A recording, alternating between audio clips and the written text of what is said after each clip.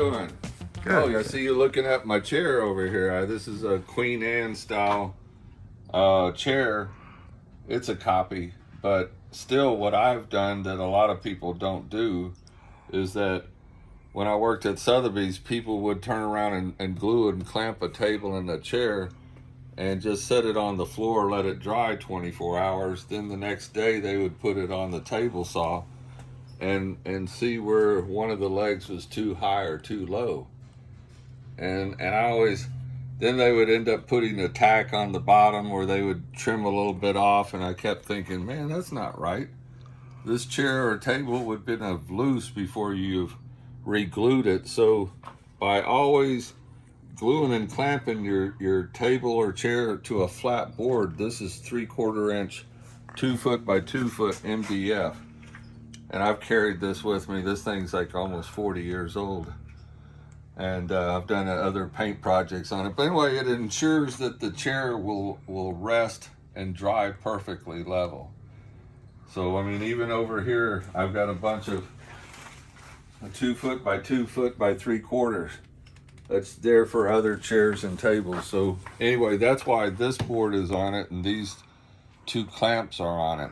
Well, show me. I was looking at the corners here. Tell me a little about these. Yeah, well, this is a kind of a round corner, which is if you use a wooden block, it would more likely slip. So what I've done over the years is I've always cut pieces of rubber into squares out of like a 1/4 inch thickness.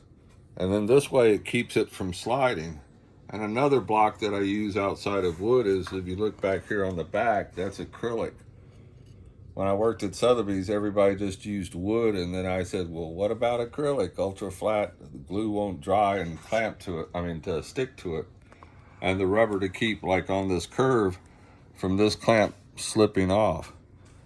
So then what I had was, this had a head break in here and needed to be glued and clamped down.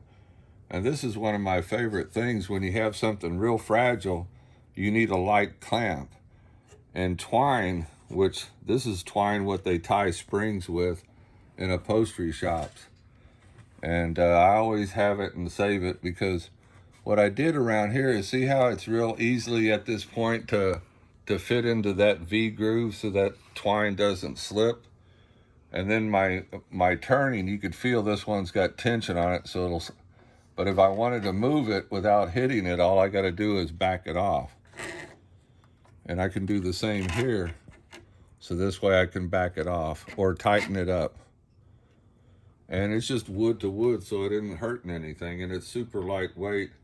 And where this type of clamps really work well is Windsor chairs, where they've got turned legs and spindles, to where you don't want to be busy turning around and bandsawing out wooden blocks with a curve on it, where these work great for wood turnings like Windsor chairs.